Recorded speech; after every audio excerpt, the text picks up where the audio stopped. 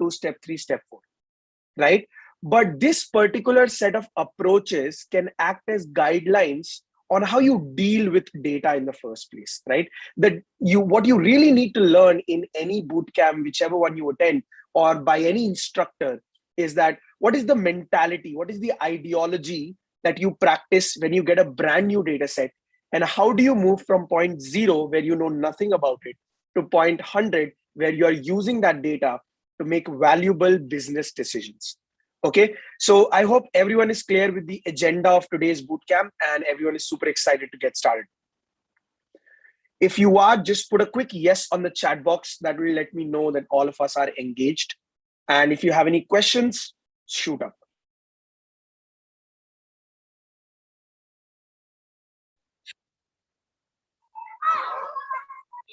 Sir, I have one question, sir.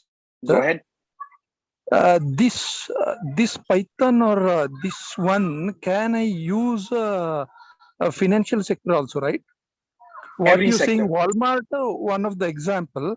Yeah. Even though, is it working with the banking domain also perfect, right? For data culture, I would not. data Yes, I would not answer your specific question, Shinama. I would put it in a very general way. I have used it for 7 different domains till date, and financial and banking sector is one of them. Okay. Okay. I've worked with marketing. I've worked with material sciences. I'm currently working with it. And every domain is possible. Do not worry about that. So Python in general is a skill for the 21st century, not for a domain, not for an industry. Okay. Cool. Okay, perfect. Let's get started. So exploratory data analysis, the sentence actually means a lot, and it has helped me quite in multiple ways throughout my life. So let's say you get a new data set, okay? And you directly put it for the modeling process. There are tools available for that also. There's something called as auto ML, auto machine learning. You give it the data, you tell it what is the input, what is the output, and it will do everything internally and then give you a ready-made model. But in most cases like those models are not long-term models. They don't last more than a month or 2. Those models are not robust. Those are not consistent. By consistency, I mean they will not give you the same result every time because they are not planned. There's just an algorithm working, but there is no mental interaction with data, which becomes very crucial because data science today is more of an art than a technical sector job, which a lot of people have assumed it to be. Right? So exploratory data analysis means I get a brand new data set. I look at that data set from multiple angles. What are the types of columns? Are there any missing values or not? What is the size of the data? Can I get some additional features outside the current data that will help me in adding value to the data? Can I derive some features from the current data to add more value to the data? Just giving an example, suppose I have your birth date, right? Your birth date in general might not be directly useful to me. But if I derive your age from your birth date, the age column will be very useful for me, right? So one set of understanding that a lot of people do is they derive features. And the second is they fetch new features. For example, if I give you a date, right? What are the features you can derive from that date? You can go to the geological website of India. And for that particular date, for that particular location, you can get the temperature, you can get the humidity. In fact, it's available as a Google API as well, right? So those kind of information that you are fetching, not directly from the data, but from the outside world becomes very critical because you'll only be able to do that when you know and you've looked at the data set, okay? So today we're going to work with Walmart retail analysis. What is this data set about? This data set is shared by Walmart in the open source data science community for people to practice data science with the data set that is a real world data set. The problem with a lot of projects that you'll see people doing across the world is that the data set is very, very good. I'm using the word good because that data set is not very natural or real, right? Those data sets are created or filtered or ranked in such a way that good data science algorithms can work on them. But the reality is totally different. In reality, I would spend 70 to 80% of my time looking at the data, understanding it, building features, removing features, adding value systems in multiple ways. The modeling section still takes about 20 to 30% of my time. But what most data scientists fail to understand is modeling is still an automated process, right? But data-based decision making, going from data to modeling, that process takes a lot of mental effort and there's a lot of art involved. Does anyone have a question? Okay, please unmute yourself only when you have a question, right? Talking about the Walmart retail analysis, this data has a lot of features provided by Walmart, the company, so that we can build a model that can predict if a customer will return the products they purchased or not, right? What are the different things available about the data set? We have the transaction ID, we have the month in which it was purchased, the transaction month, the product category, is it coming from, let's say, pharmaceuticals, shopping, electronics, all the different categories of products, the quantity of products bought, the rate of each product. For example, if you buy a 500 rupees product in 5 quantities, then you'll be charged 2500 units. So quantity and rate. Rate is per product. Amount is the total amount, which is quantity multiplied by the rate. Delivery charges, payment mode. Did you pay via credit card, debit card, online payment, NEFT, RTGS, stuff like that. The store type, is it a big retail store? Is it an individually managed store? Is it a wholesaler area store, right? The reviews given to that product. So why is a review important? I'd rather return a product that is not reviewed by a lot of people because I'm not sure about it. I bought it, but then I looked at a product that has bad reviews is most likely to be bad and most likely to be returned, right? So that is why reviews becomes important. Customer ID, what is the customer identification number? Date of birth, which is the customer's date of birth, the gender of the customer, marital status, education qualification, profession, what they're currently doing, the income of the customer, and the final output value, which is did the customer return the product or not. Now, at the first glance of this data set, assuming that this is the first time you are looking at the data set, can you give me a rough approximate idea of what column amongst all of this do you think is the most important column? Which one out of all these variables that I just discussed, obviously except the output variable, which one of this do you think is the most important? Reviews. Sorry, repeat that. Date of birth. Okay, I will not consider date of birth. Reason being, the age of the customer does not define very clearly if they are going to return it or not. Yes, it adds up, but it will not be the most important one. Sorry, put it on the chat, guys. I think multiple people talking together will not have. Quantity, yes. Quantity can be a good one. Reviews, yes. Shwetank, reviews is a very good one because worse the review, more likely the product to be bad. Rate, Ayushi, I don't think so. Rate would be a very significant thing. Well, it can be because a smaller rate would define that people would be like, I don't want to return it. It's anyway cheap, but a higher rate they want their money back. That's also a good one. Amount, yes. Amount would be a good one. Yes. Payment mode. Okay. So payment mode, we'll look at it, but payment mode, just considering the sensical approach, the way I made the payment does not define if I want to return it or not. But yes, it might be a good addition, but not towards the top. That would be my initial recommendation. Product category.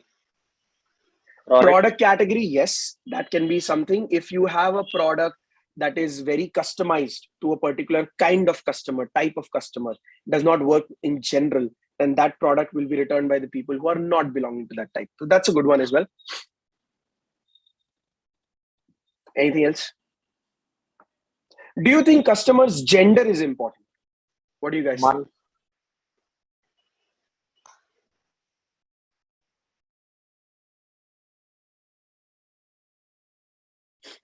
Okay, so I'll give you guys a hint.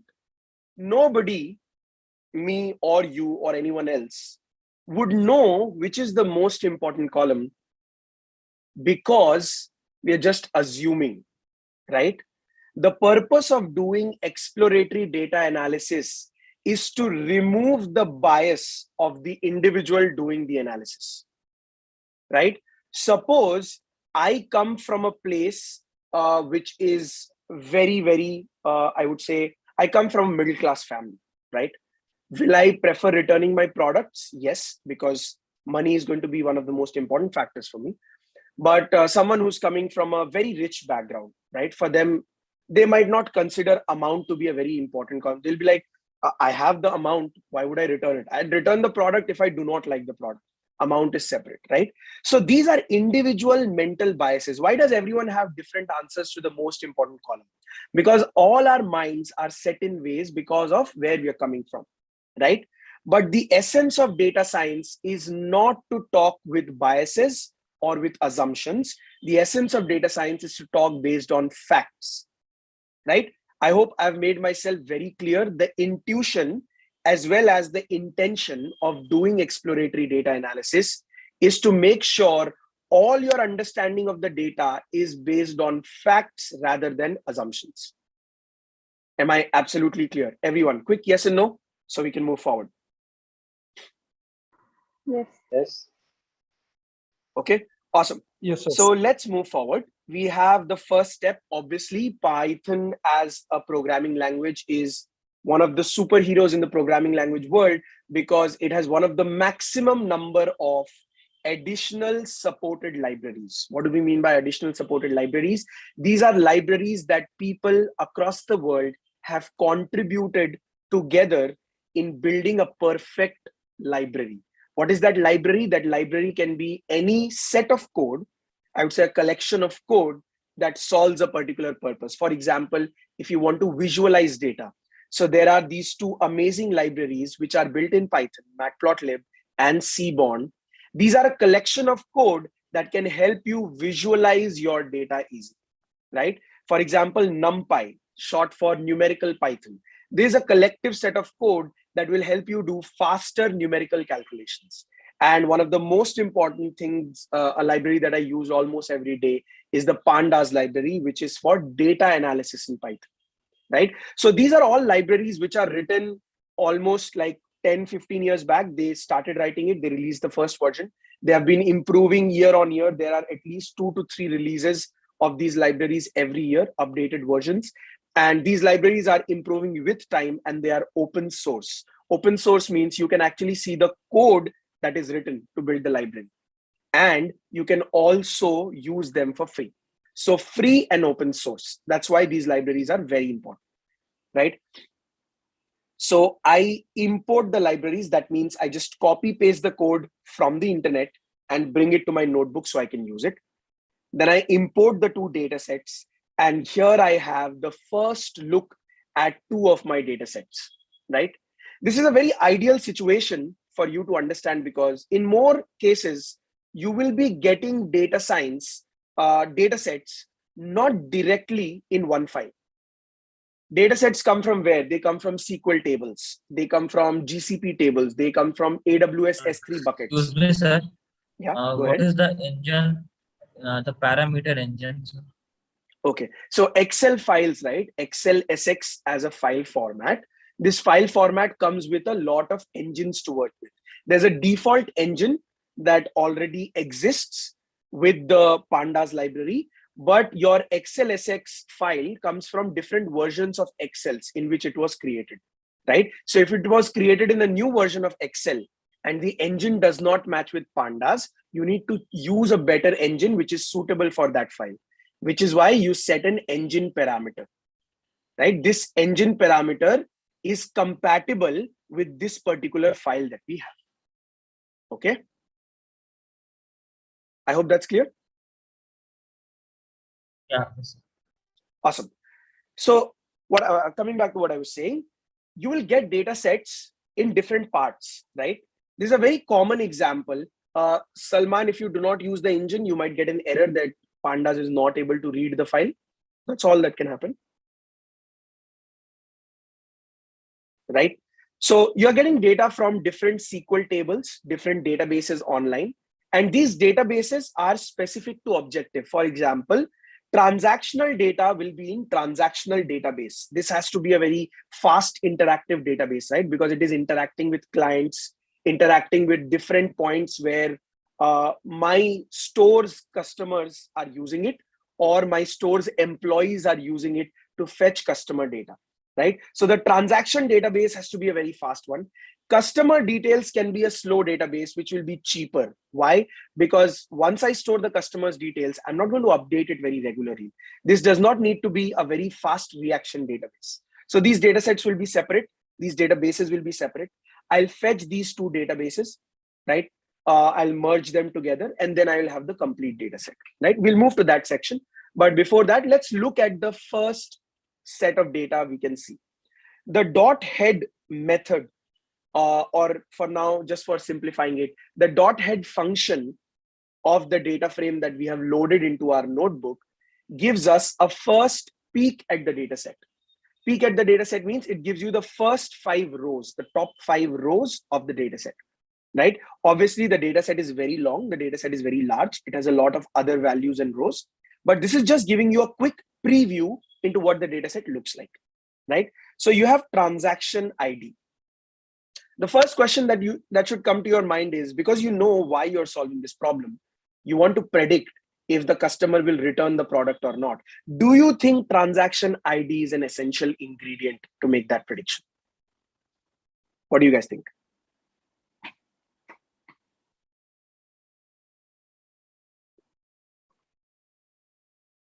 Right? Transaction ID is not a very important factor in predicting if the customer will return something. Customer ID, sir.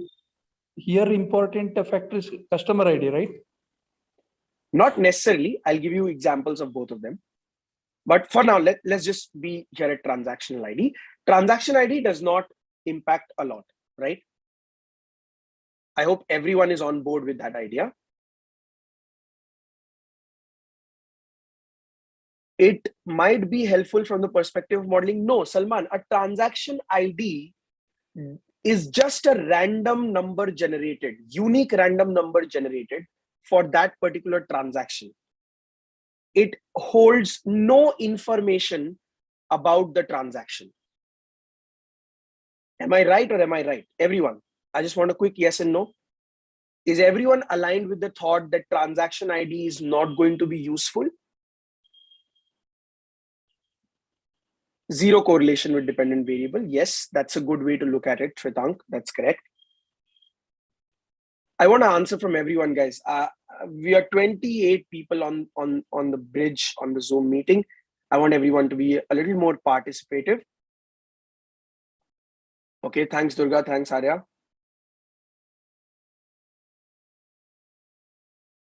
Okay. Coming to customer ID. Now, this can be a very interesting question. Can you tell me a way that I can use customer ID after I have used the data coming from it? Let me repeat my question. Suppose customer ID will help me fetch the data about a customer. I'm going to use customer ID to get the data. That's number one. For modeling, will customer ID help? Can customer ID help you predict return in any way? No. Okay. People are saying no. Okay. Anyone else has a different answer? Yes. Yes, how? sir. It is helpful. How?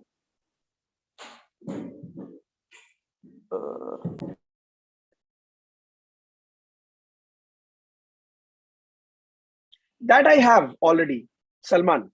I already have that data. So customer ID is not directly helping me to model. It's helping me to fetch more data. That's fine. I've got the data. Now, should I keep customer ID in the modeling section? If I tell you a customer ID, will that help you predict anything?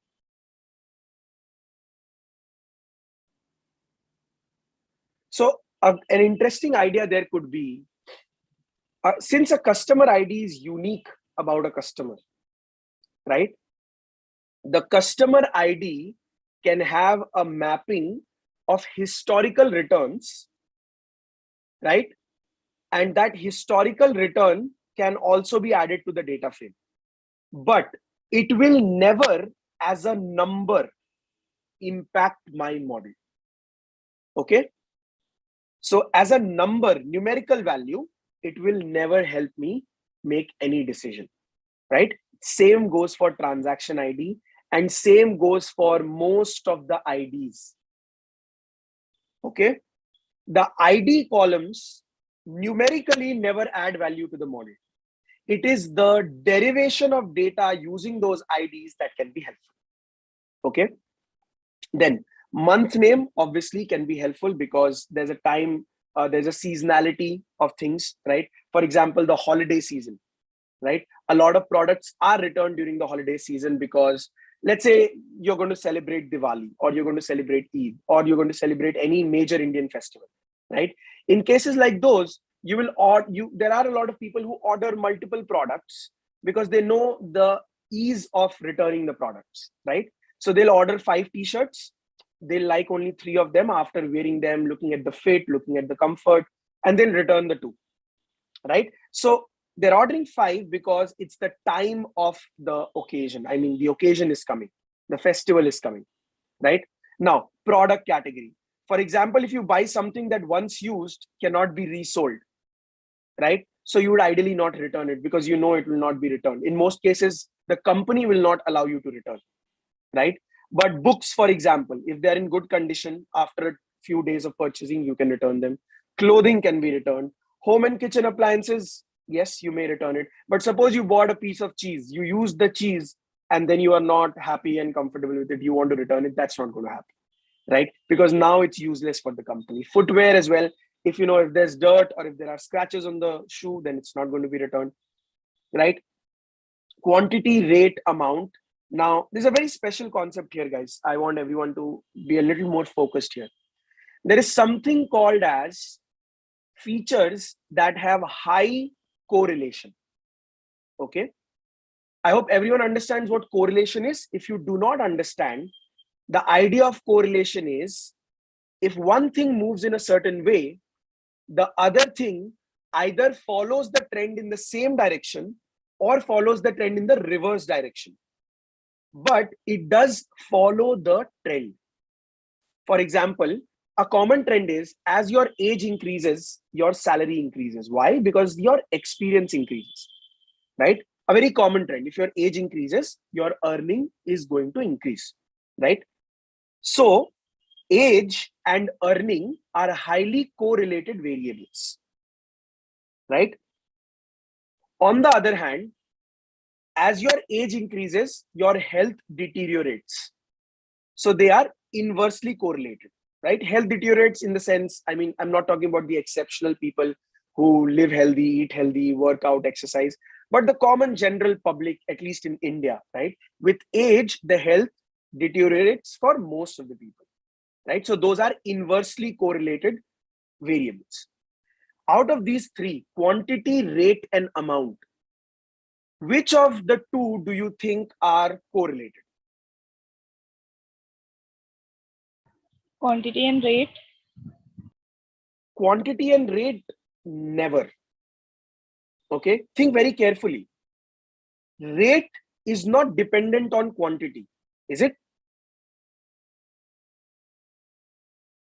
Does that make sense? My point. I mean, I am disagreeing with you, but I want to make sure that you have a thoughtful disagreement with me.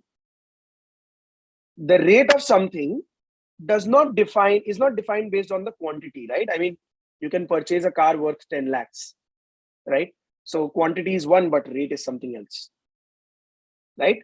So the things that are most correlated in this particular case, Mohammed, Irfan, it will not be quantity and amount also. More the quantity, more the amount will not be relevant because there is a factor of rate. Okay. Amount is equal to rate and quantity. Okay. Amount is equal to rate and quantity. So Kalpana has answered correctly. Amount and rate will be very correlated to each other. You can just see, right?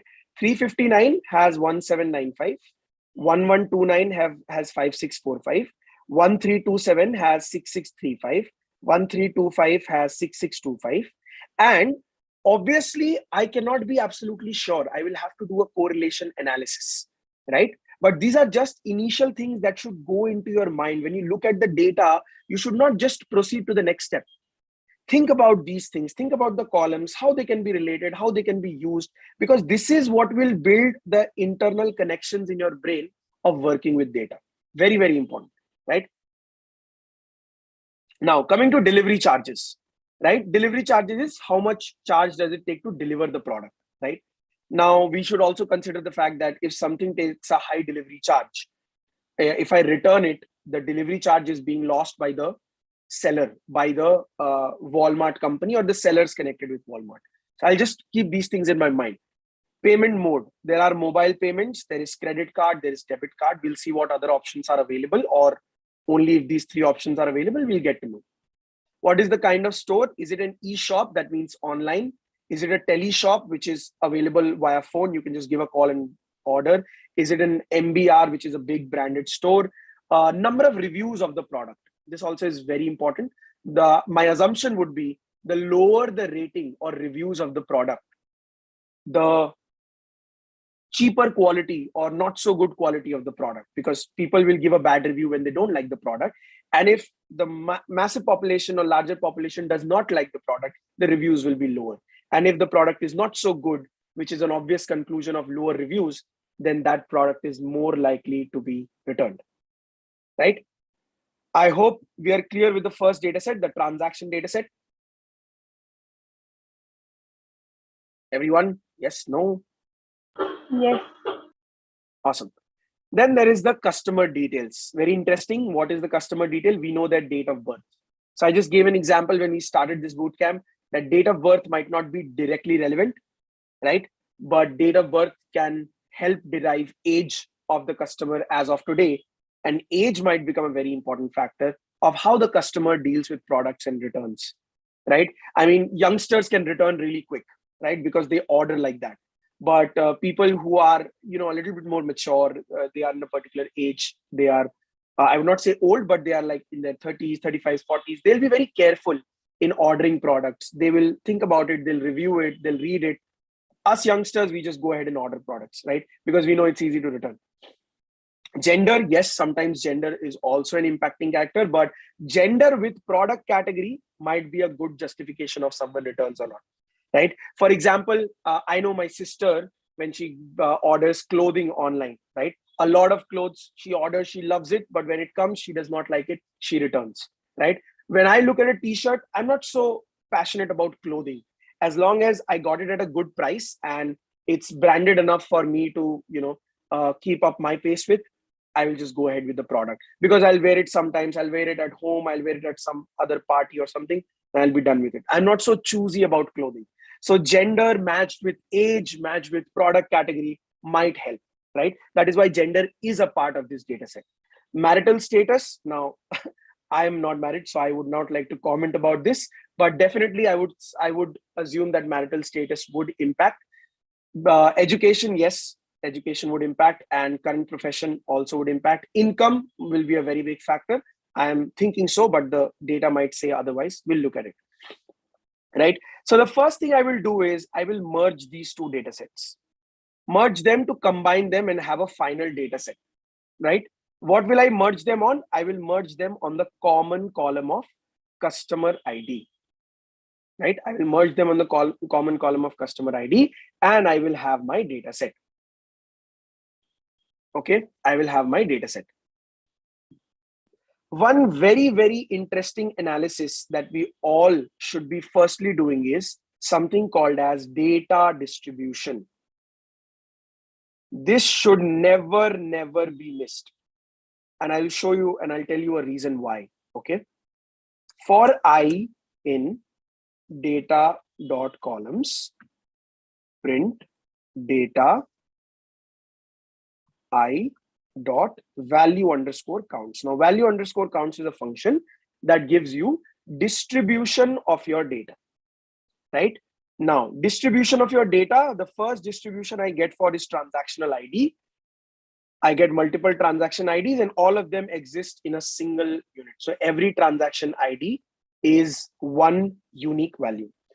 Shwetank, right index is basically, do not consider the right index. So customer ID of the left-hand side data frame, which is the transactional data set, and customer ID in the right-hand side data set, which is the customer details, they are both common, right? I mean, they are the same column. So when I merge the data frame, I want customer ID, but I don't want customer ID from both of them. So I'm dropping the customer ID from the right-hand data frame, which is the data customer details. That's it. Instead of right index false, you can write left index false. It will be the same. I hope that clears your doubt, Shwetank. Okay, let me know if it's not clear. I'll further explain. Okay, so transaction ID is unique because the distribution is 1:1 distribution. Same for customer ID. There is 1:1 distribution. No customer appears twice, right? Getting IDs from such customers who ordered something excluding others. Getting IDs from such customers who ordered something. No, so Salman, the data is set in that way. We only have data for customers who have ordered something, right? The data is set in that way. So for that quick check, what we can do is we can print the length of data frames. The length of data transaction, that will give me 19,597. And I will just copy this. I will write length, paste it inside, and I will see that 19,597 and 19,597. Yes, so that is why it is set in that way. Yes, it is very similar to an SQL join. Now, distribution of month name. So I know that I have for January 1908 customer transactions. October I have 1829, November I have 1785, and similarly till June, right? January to June. So I can actually compare a month-wise transactions also. So I know which particular month has high number of transactions. Product category, what are the different product categories? I have footwear, which is the highest sold product in my transactions, followed by clothing, home and kitchen, bags, books, and electronics. Electronics is the least sold item in my transactions, obviously because electronics is a high amount, high value product, right? Then I have quantity. So my minimum quantity is 1, in which I have seen transactions. Obviously, it can't be less than 1. Zero quantity does not make sense. And maximum is 5, right? So the data must have been filtered by Walmart to only give products that are sold in quantities of 5, or they must have filtered the transactions which have maximum quantity 5, right? Rate starts with, there's a 672, which is a value. This is the quantity 29. 552 value, which is the rate of one product. There are 28 such products sold. 472, 618. These are different rates, and these are the frequencies of their occurrence in my dataset. Okay. Next is the amount, which is the total amount. So 1230 was the total amount for 21 transactions. 660 was the total amount for, again, 21 transactions, and so on and so forth, right? Then I get the delivery charges. So I can see that the delivery charge is not actually a continuous number, right? Have you seen this on Flipkart? A lot of times the delivery charges keeps changing based on your PIN code or your address. If you're living in the main city, in the main area, the delivery charge will be very less. It also depends on the product. If it's a rare product, the delivery charges are high because they'll have to get it transferred from some warehouse to some other warehouse. But if it's like an iPhone, or if it's like a earphone or something, right, which is usually common, a lot of people are buying it, they'll have it in most of their warehouses, so the delivery is usually free, right? So there are 5 different delivery charges that I can see, which is 50, 90, 140, 250, 200, right? These are different delivery rates, and there's zero delivery also for 150 cases. Then there is payment mode. So there are 4 payment modes: cash, debit card, credit card, mobile payments. There are store types, 4 different store types: e-shop, MBR, teleshop, and flagship store. There are reviews which can be given in 5 out of 5, 1, 2, 3, 4, 5. So you can review a product as rating 1, rating 2, rating 3, rating 4, and 5. Was the product returned or not? There is false and there is true. Now, one very interesting question I would like to place in front of all of you. Do you think this distribution of return, true or false, this particular distribution of return is something that I can proceed with? There's something called as an imbalance of data, right? If most of my return column has false in it, that means most of my transactions that were made were not returned, which is obviously going to be true, which is making common sense. Because if it would have been the other way around, if most of my products were being returned, then I'd not be running a business, right? So false obviously will be higher, and I was expecting it to be. But do you think there can be any problem when false is higher than true or true is higher than false? What kind of distribution should I expect in my output column? That's the larger question. Anyone? Yes, Shwetang, that's correct. There is going to be a bias, which is not so good. The data is biased towards people not returning their products.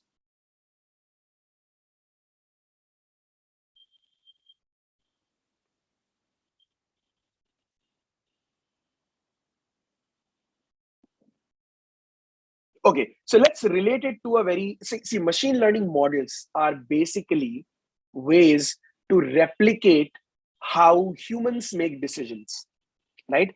Every model in the world, I mean, specifically neural networks or deep neural networks, we have, an entire set of batches for neural networks at Ivy where we go through every single aspect of it. But the primary concept of neural networks is that we are trying to replicate the decision-making capabilities of the human brain, right? How our brains are connected with multiple electronic conversations happening and us coming up with a decision to breathe, decision to move your fingers, decision to wear a spectacle, decision to look at the screen, decision to look somewhere else. All of these are informed choices made by our brain, right? So a neural network is specifically trying to mimic the capabilities of a human brain. But other than that as well, the classical machine learning models also, the way they function is how the humans planned it to function, right? Now, the problem with these algorithms is they do not work well with biased data. Why am I saying biased data? Biased data is where one particular outcome is shown in excess and the other outcome is shown in a very small quantity, right? The problem with that kind of situation is that you are showing me more and more examples of where no return was made. And you're showing me very few examples where return was made, right? So my model learning or my brain learning would mostly be to predict that the return will not happen. Let me give you a very real life scenario. Suppose I take you to a hospital and ask you to predict out of the 100 people in front of you, how many of them have cancer, right? A very, very industrial use case. Cancer prediction is a big field in computer vision and machine learning application, because cancer cells detected at an early stage can help save lives, right? So that beats every kind of business decision you want to make, which is a human life decision, right? So if I give you 100 people and you predict that no one has cancer, what is your accuracy? I make you stand in front of 100 people and I ask you to predict how many of them have cancer. I mean, which one of them has cancer? And you tell me, Pranjal, every one of these guys, nobody has cancer. What is your accuracy? What do you think is your accuracy?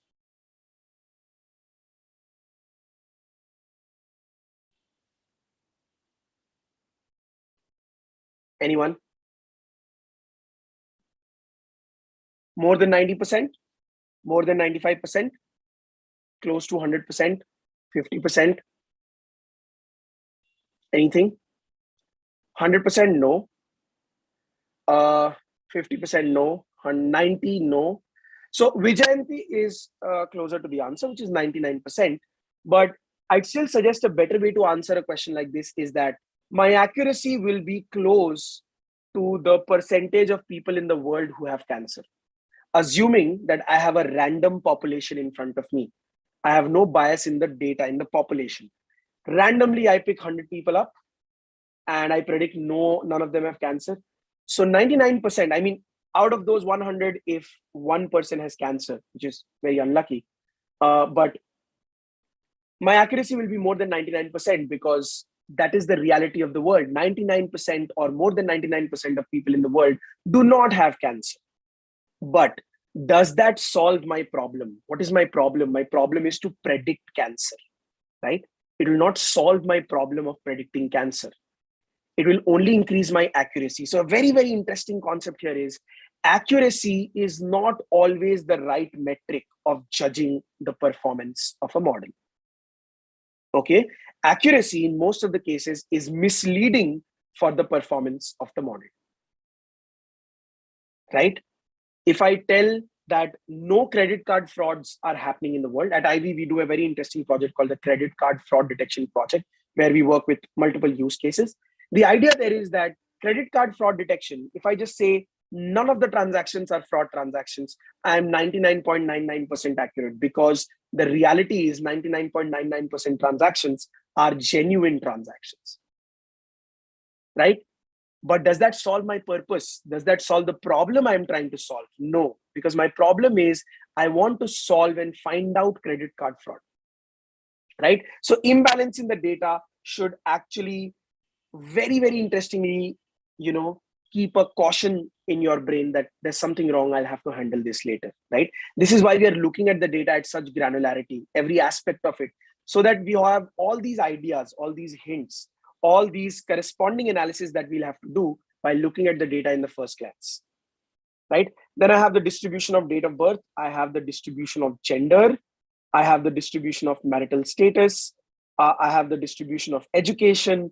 I have the distribution of profession, and I have the distribution of income, right? So after looking at data and different distributions, the first thing I will get to know is what is the distribution of my data? If I ask you at Walmart, based on the data you've got, what is the maximum educational status, which is the most popular education status in the Walmart customers? All the people who go to Walmart to buy some products, their educational qualification, which is the most popular educational qualification.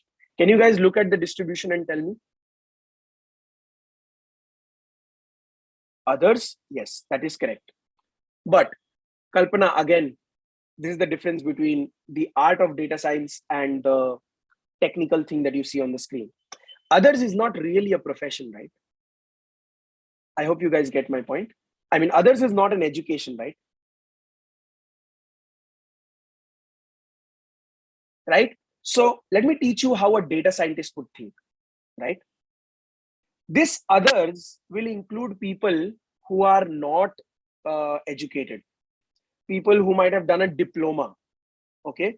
People who might have done till standard 10th, I mean high school, right? Something like that. It will include all of them.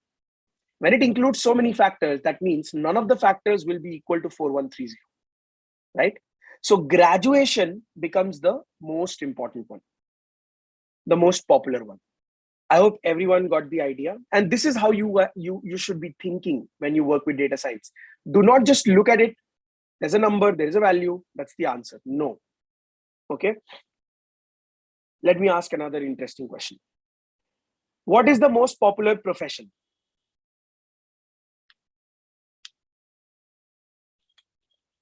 What is the most popular profession?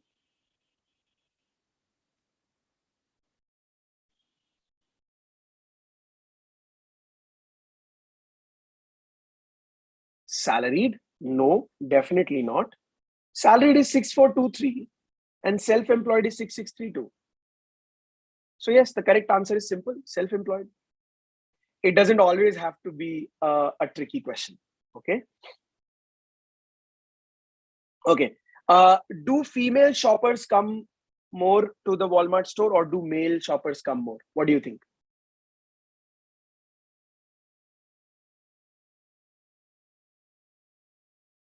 Male, yes, because the male frequency is higher, right? No, Jaripadu, I don't think female because the male population frequency is higher, right? Coming to the store. The interesting aspect of this is now, if I ask you level 2, Female orders male to bring. Yeah, that's also true. Let's not go into that side of the story. Okay. So now this is very level one analytics, guys. This is like I did in 2 minutes. You guys could look at it. Simple writing code, 5 minutes, done, right? And anyone can do it. They can go online, search for some code and get it done.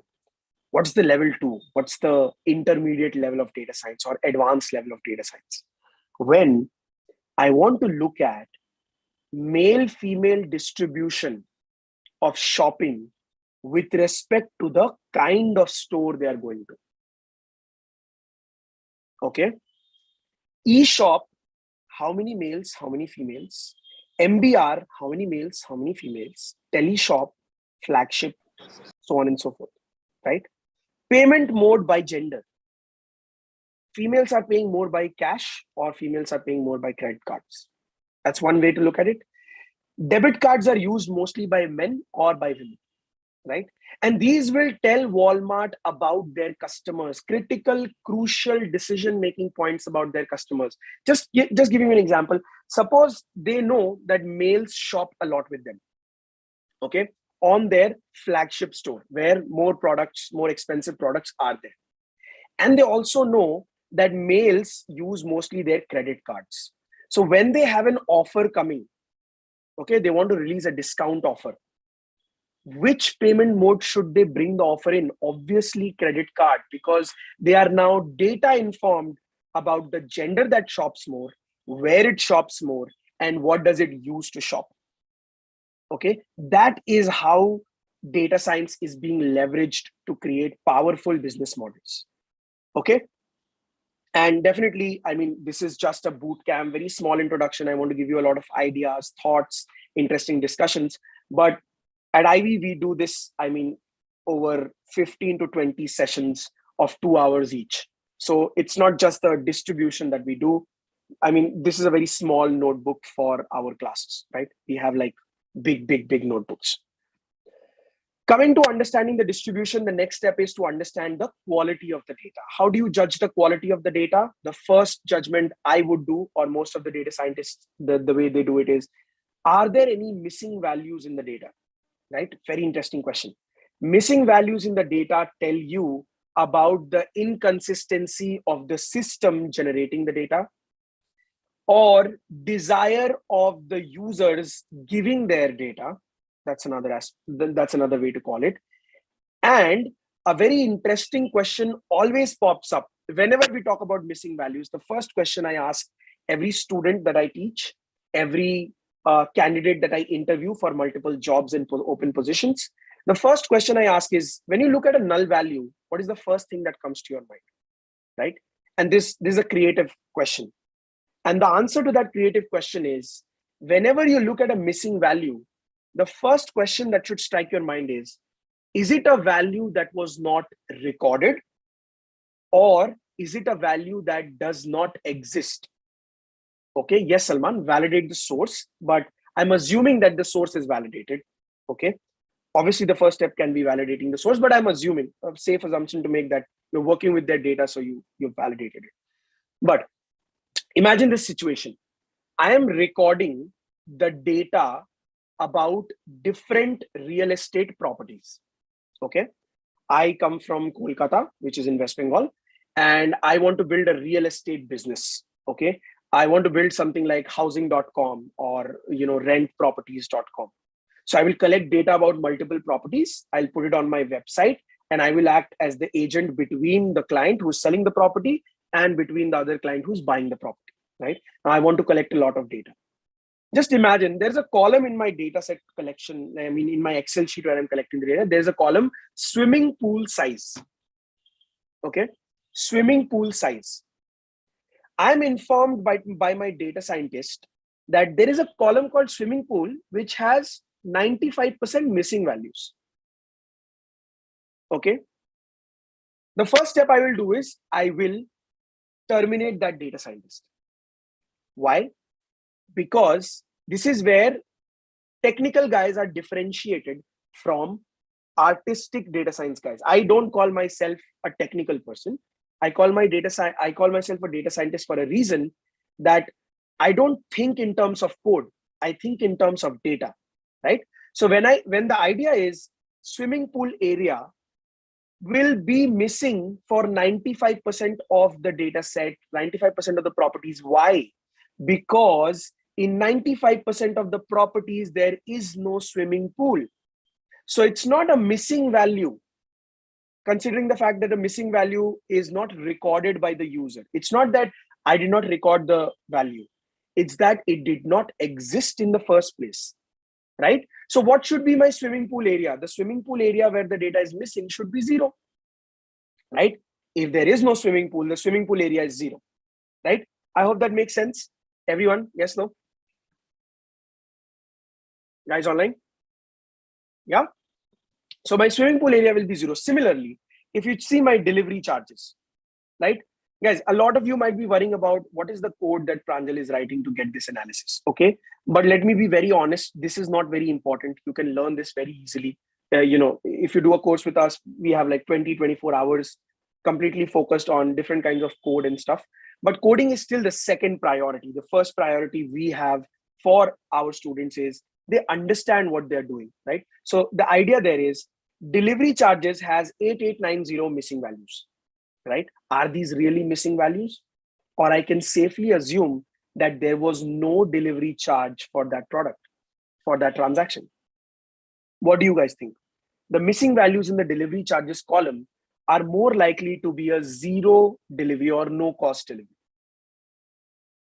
Free delivery, yes, correct. For example, reviews. 51 missing values of review. What is the review? 1 or 2 or 3 or 4 or 5? It was missing, right? Now, these reviews do not exist because maybe the product is not sold. It's a brand new product, never sold, no review, right? A few people bought it. They were not interested in the reviews. They didn't give any review, right? As simple as that. Do I have a question? Anshu, do you have a question? If not, please mute yourself. Okay, Anshu has raised a hand. Anshu, I'm listening, or you can text it on the chat. Whichever way is easier, let me know. I think we will run over time, so the predictive modeling section will not be able to reach. We can cover that in another bootcamp. Is that fine? From the Ivy Pro School section, can we do another bootcamp where we cover the modeling section? I think the guys here would be interested to join that as well.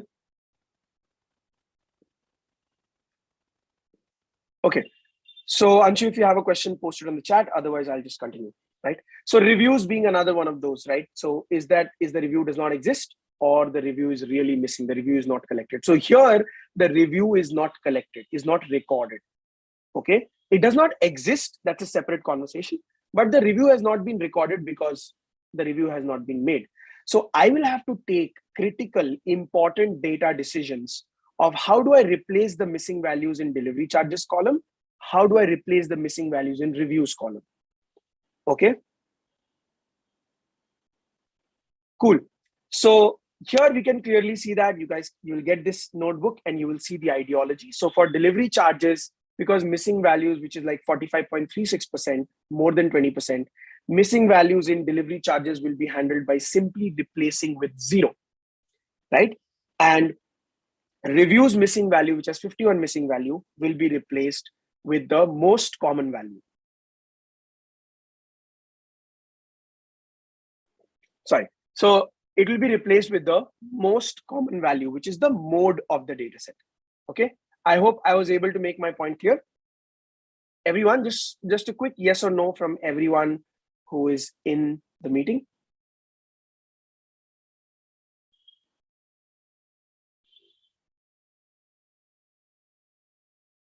Yes. Guys, if it's not clear, go ahead and ask me a question.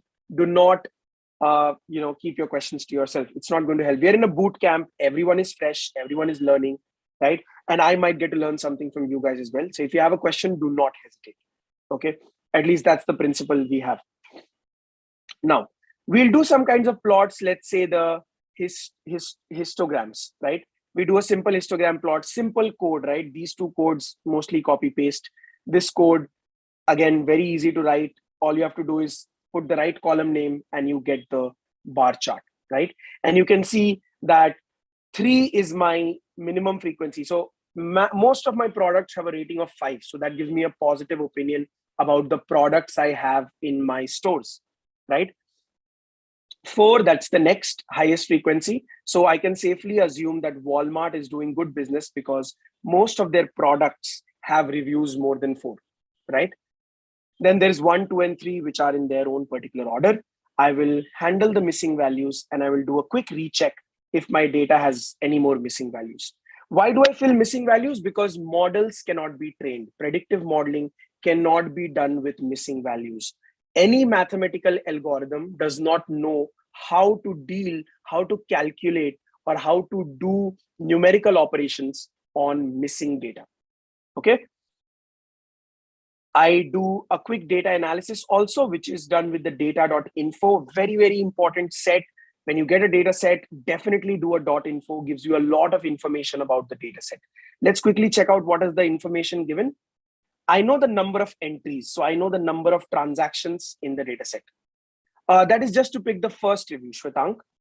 This one, right? So reviews mode will give me the mode in order. It never gives you the exact mode. It gives you the ranking. So 5, 4, 1, 2, 3. Then you want to fetch the first one. Okay. That is why the 0 is there. Okay. Coming back to the information I can get from the .info function. Very interesting function, by the way. It tells you the number of entries. Okay. The total length of the data frame. The different data types, right? So transaction ID is an integer. Customer ID is an integer. Month name, product category is a categorical value. That means string based data, right? Quantity, rate, and amount are integers. Delivery charges are floating points. Floating points means they have a decimal, at least one decimal. Payment mode is object, again, string value. We saw what payment modes exist. Store type, again, an object. Number of reviews is a floating data point. It's written as 1.0, 2.0, 3.0, things like that. Because sometimes the ratings can be 3.5, 2.5. That is why it's not an integer, it's a floating data point. Return, which is obviously true and false, is a Boolean data. Either you return or you don't return, right? Boolean data points can easily be converted into integers. For example, true and false can become 1 and 0, right? DOB, which is date of birth, is a date time data type. Now, very interesting. Why is it a date time data type? Because you can derive the day, the date, the week, the year, sometimes people also find out, was it a weekend or was it not a weekend, right? From the date of birth that you were born on, right? Obviously for date of birth, those things will be relevant, but date of transaction can be very interesting, right? For example, if you buy something on a weekend, right? Or like in weekends, people usually have a lot of time in selecting the product that they're buying, right? Because people usually are free on weekends and they're busy on weekdays, right? So if you buy something on weekdays, you're not likely putting your full focus on buying that product. So you might be returning it. But if you buy something on the weekend, you've taken ample time, considered your decision, looked at multiple websites for price differences, and then you place a product order, right? So that might help. Gender, obviously male and female. Marital status, 0 or 1. 1 means married, 0 means unmarried. Education and profession is obviously objective based, which is string data type. And income is again integer, right? So I get all of this information about how many columns do I have. So I can clearly see that I have 18 columns, right? It starts with 0, right? The first column is 0. It starts with 0. That is why 17 means 18 total columns. 19,597 entries, which is number of rows. And I can also see the different data types that I have. Okay. The next comes the statistical analysis of the data set. What is the statistical analysis of the data set? The statistical analysis of the data set is different descriptive parameters. For example, mean, median, mode, 25 percentile, 50 percentile, which is also the median, 75 percentile, maximum value, minimum value, count of data. All of those come in the descriptive analytics. You can see I know the count of my transaction ID column, right? Because the count is same, 19,597 in all of them. Count basically represents the non-null count. If you had missing value in your data, this count would be lesser. Okay, it will not be equal to the length of the data frame. Then mean value, standard deviation, minimum value, maximum value, 25 percentile, 50 percentile, and 75 percentile. Okay, so I have this for all my integer and float based columns, because obviously you cannot find the mean value of a categorical column. For example, if I look at the education column, education has PhD, graduation, let's say some other values, right? You are a master's candidate or something. Can I find the mean education? No, because the mean education is not going to be a valid number, right? So you can only find statistical or descriptive values of numerical columns, right? Similarly, if you want to do a descriptive analytics of the objective or categorical columns, you can use a parameter called include is equal to O, which does so in pandas, and you can get the count, number of unique categories, which is only relevant for categorical data. It is not relevant for numerical data. For example, number of unique incomes, that is absolutely useless as an information, right? But number of unique education qualifications, that is a relevant category. Top is the most popular value. So most popular month is January. So most transactions are made in January. Most popular product categories, footwear. Most popular payment mode is mobile payments, and so on and so forth, right? And frequency of the most popular value. So January as a month has seen 1908 transactions. Product category has seen footwear as in the product category has seen 5,027 transactions, and so on and so forth for other categorical columns as well. Okay.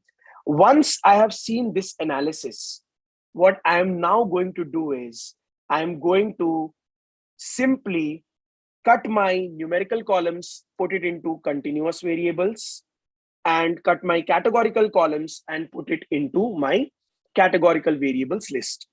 Now, there's a very interesting problem statement here. Something might look numerical, but might be categorical. Okay. For example, marital status. Anshu, you will have to connect with the Ivy team. You can see that on the chat, there are forms being filled. You can get this file and this notebook if you fill the form out, and you can request the file. It will be shared to you via email. Okay, don't worry about that. Now, coming back. So suppose marital status. Marital status is looking like numerical, right? 0 for unmarried, 1 for married. But is it really numerical? Does 1 as a number mean anything in terms of someone married or not? I'll give you a very interesting idea. There are two types of categorical data sets. Okay, and this is the art part of data science.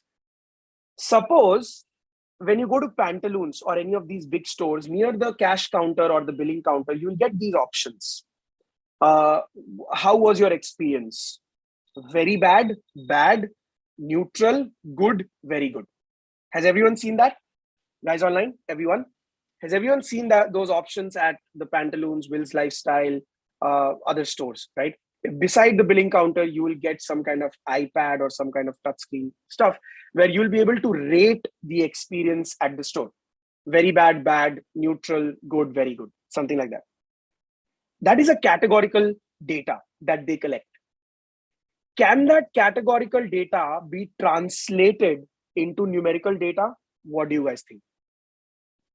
Shwetank, I think you know a little bit about data science, but others might not. So if you use something like label encoding, people might be confused. Okay, I get that you are correct.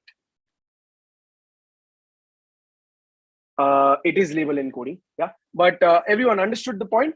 So just take this for an example. Very bad can be considered as -2. Bad can be considered as -1. Neutral can be considered as 0. Good can be considered as 1. And very good can be considered as 2. So I can transform these categorical data points into numerical data points that will make sense. Why? Because there is an existing logical comparison going on. So very good is better than good. Similarly, 2 is greater than 1. Right? Very good is better than good, and 2 is greater than 1 is a very good comparison to make. On the other hand, choice of colors, red, green, blue. Can I give them any kind of number? -1, 1, 2, anything? I can't, because 2 is greater than 1. That does not mean blue is greater than green. I hope I have made my point absolutely clear to everyone.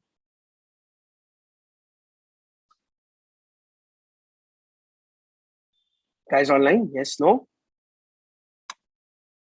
Does that make sense? Yes. So the idea here is automated systems fail at this very location, this very point of the process. There's something that looks categorical, but it's actually numerical.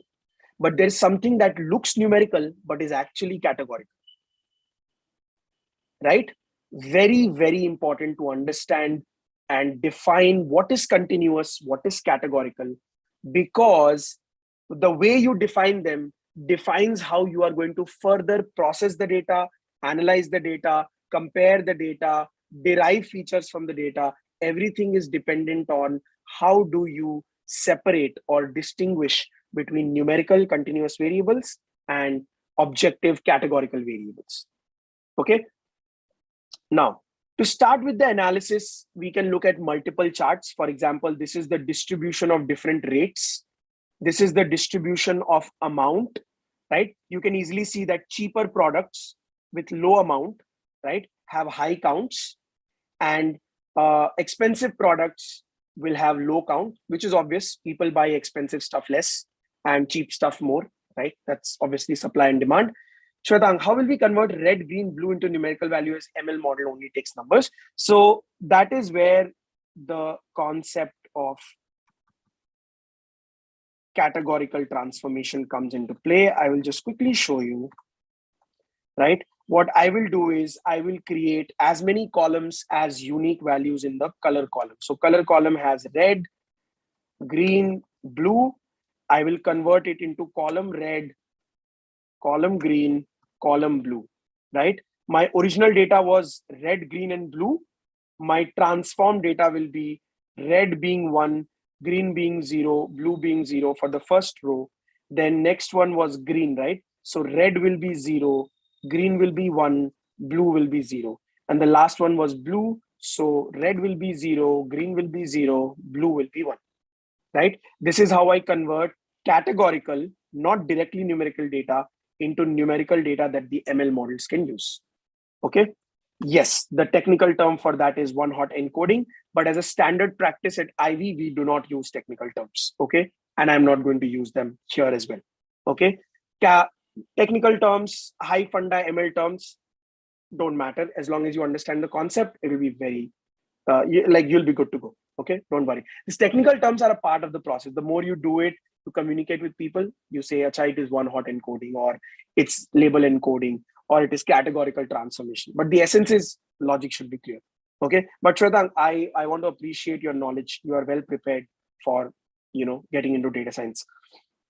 Okay. So I look at these multiple distributions. Then I also look at these cross-tabbed distributions. Okay. What is cross-tabbed distribution? For example, different values of quantity 1, quantity 2, quantity 3, quantity 4, quantity 5. I'm looking at these, comparing them if they were returned or not. So observe this very carefully. For quantity 1, it is usually not returned. For quantity 2 and 3 also, I see a similar pattern. But quantity 4 sees an increase in return. Quantity 5 sees an increase in return. So just think very carefully and try to answer this. If I would have asked you this question at the beginning of the bootcamp, when we looked at the data, do you think that lesser quantities are returned more or higher quantities are returned more, I personally would have said returning larger quantities is a lot of problem. Returning smaller quantities would have been easier. I don't know how all of you would think, but I personally would have assumed that lower quantities can be returned easily, right? I bought 5 books. I cannot return all the 5 books, right? Mentally, I would think that Flipkart will be judging me. They'll be thinking this is not a good customer.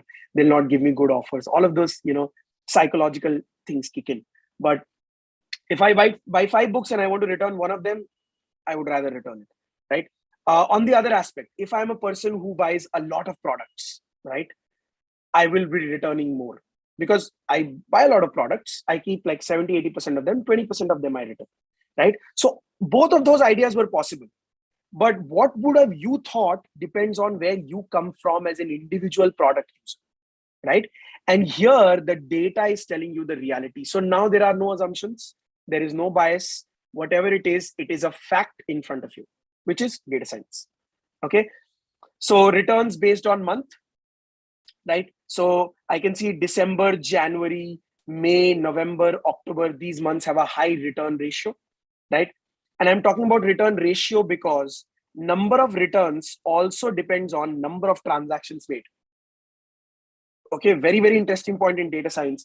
We don't talk in terms of absolute numbers very usually, right? For example, my revenue is $1,000. Is it good or bad? I don't know. Are people doing the same thing as me, earning more revenue? It's a relative term. Okay. So 5 of us are working at Google as a data scientist. Okay. Which one of us is better? We know because we can compare between the 5 of us, right? I hope that makes sense to everyone. Relative numbers will help you analyze more compared to absolute numbers. Okay. For example, I earn 1 lakh. Suppose I earn 1 lakh. Okay. If I earn 1 lakh in India, it's a decent living standard I can follow. I can get all the things I want. I mean, I'm going to be a comfortable, happy space.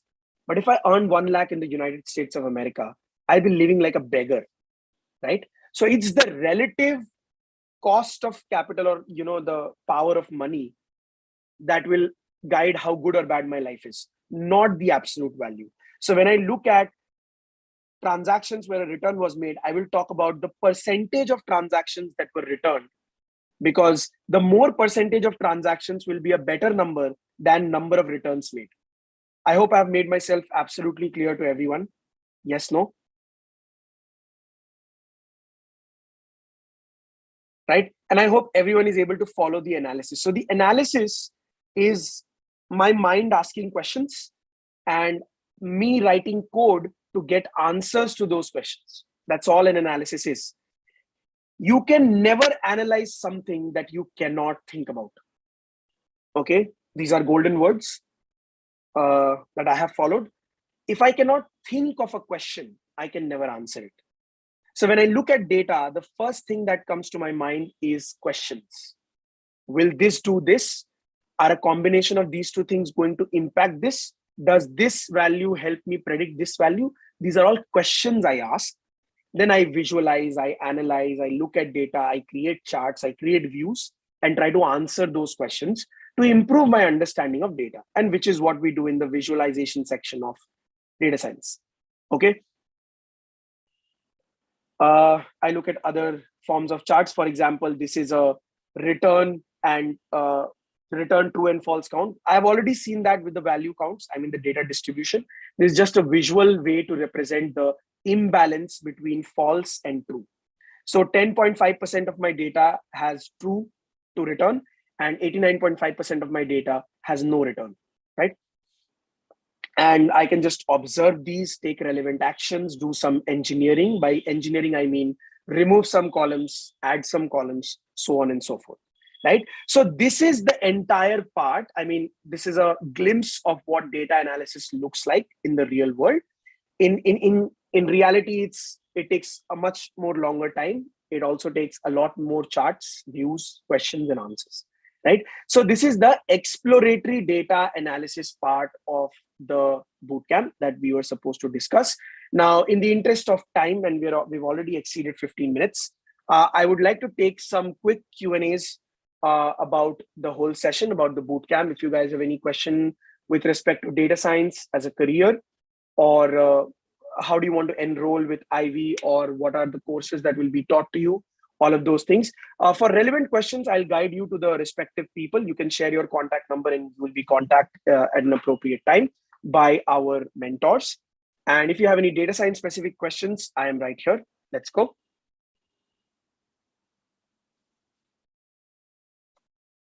Guys online? Okay. Any internship, Shwetank? There are a lot of things. I mean, Salman, please post the message, not directly to me. Please put it on the general chat. Okay, so we'll be able to connect with you and discuss the complete journey. Please post it on the general chat so our mentors and our education facilities can look at it.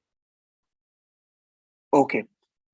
Shwetank, you'll find a lot of data science internships. I mean, the reality of the industry is every startup is looking for internships. I personally hired 3 interns in my company in the previous month, because internship is a very good phase for the company, because the financial commitment from the company is less, and it's very, very interesting for the person who's coming as an intern, because they get to learn something extraordinary, right? I mean, the interns that we work with at Ivy as well, the people who've we've recruited at multiple places with internships and jobs, those people have given us great feedback about the interns that we provided as a part of the Ivy Pro School, as well as the students that have went to those organizations. They've also praised how much they got to learn in the internship. Okay, let me take quick questions from Shivansh. I hope, Shivansh, that's your question. What's the difference between a business analyst and a data analyst? So there's not a very clear line. Okay, there's a very thin line between business analyst and data analyst. But the idea is the business analyst knows more about the business.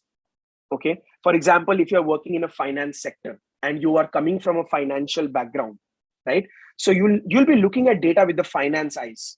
Okay, I'll be looking at the data with the data eyes, whatever the data is telling me, right? So I'll need people like you who are business analysts in the domain to ask me more relevant questions that I can answer with data, right? But a data analyst will simply answer questions with data. A business analyst will always have a business perspective first, then data perspective, okay? And business analysts analyze the business, data analysts analyze the data. I mean, that's obvious, but the line is very thin, to be very honest. Particular path to pursue data science career, Mr. Patel, I think NSK, I think that's short form to your name, but bro, the idea is, yes, there is a great path lined out. So by the way, I have been working for 2.5 years, but I started out my data science journey with Ivy. I work for a company called Polymerize, which is based out of Singapore. I have a work from home comfortable job, and I love my job. I get to solve very interesting problems in AI and machine learning. But the honest truth is, I started with Ivy in my professional career as a data scientist. I had learned SQL from Pratik sir, and I had learned Excel from Ishani ma'am. And that's how I proceeded. Yeah, sorry, go ahead.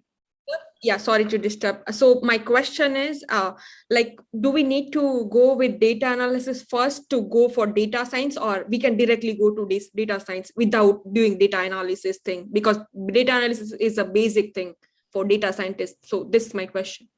Yes. So the course that I teach at Ivy, which is the Python course, there we start with data analysis and move to data science. We first start with basics of Python. How do you code in Python, program in Python? Data analysis, data processing, data management, feature engineering, and all of those. And then we have visualization, then we have modeling. So it's a completely laid out path. There's nothing that you will have to go outside and learn, then come back. Okay. Thank you. For sure.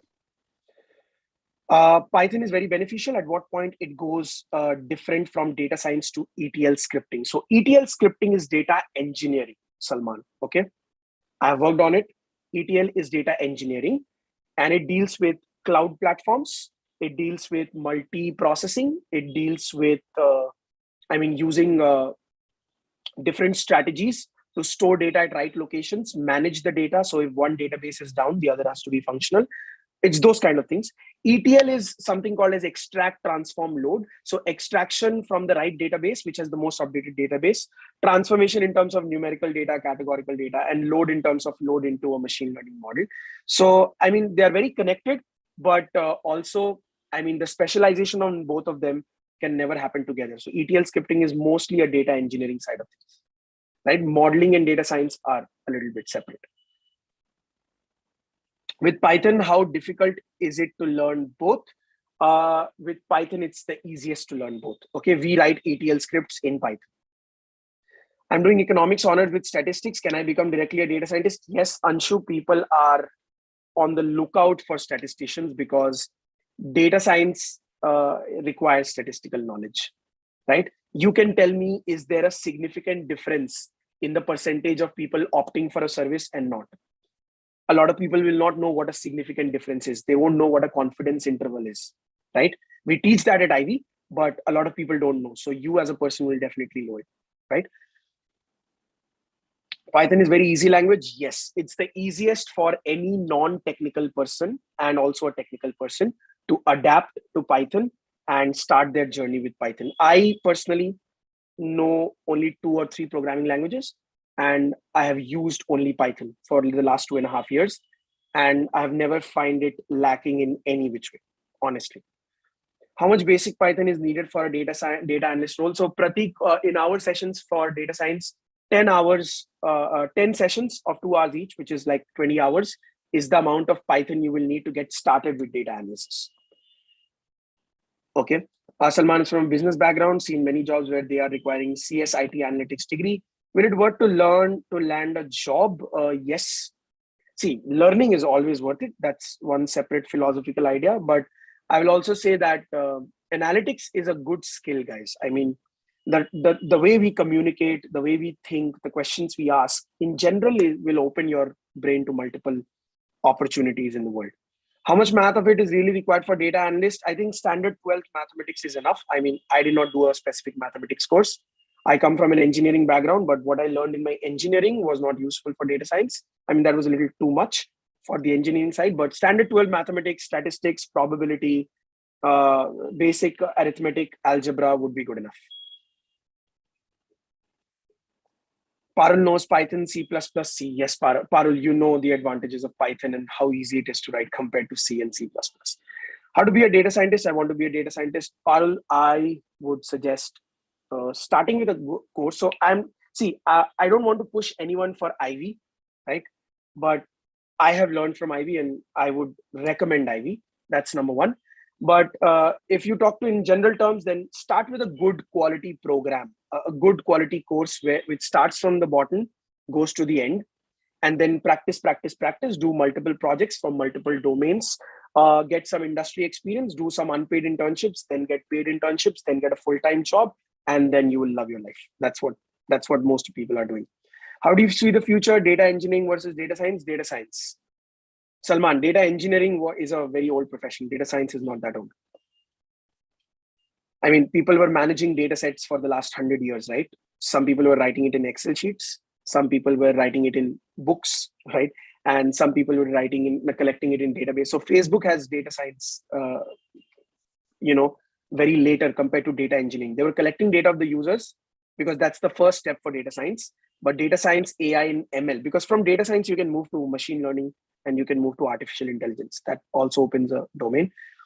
Shivansh, I've already discussed the difference between data scientist and data analyst. So data analyst is just analyzing data. Data scientist is building predictive models to make decisions with data. Okay. Okay, guys. So I think we'll have to wrap up the course. It was a good 1.5 hour session. If I could not answer your questions, I'm sorry. You can post it out to the Ivy team. They'll send me a bunch of questions and we'll see if we can answer the most relevant questions, non-repetitive ones. Please fill the form that you find on the on the Zoom meeting chat. If you're not interested, or if you are interested, you should still fill that form, because a lot of things that we talk about might not be clear because we had a shortage of time. But our personal mentors that will be individually focusing on you, they'll tell you a lot about your career path, they've handled students like, tens of thousands of students. So they know how career paths are formed from each one of them. I might not be able to guide you better than them. So please connect with them. Okay. Thanks, everyone. I had a great time talking to you all. It was an interesting, fun session. I hope to see you all in the classes. If you join, I'll be very happy. Just remind me that you were a part of this particular bootcamp. That makes me happy. And you can connect with me on LinkedIn. My LinkedIn profile is Pranjal Biani, as simple as that. And definitely via Ivy. I've been working with Ivy for the last 2.5, 3 years. Okay. So with Ivy, I've been working for 2 years, 9 months. So we can definitely go ahead. Okay. Great talk, guys. Hope to see you all soon. Have a good day. Stay safe. Thank you. Bye.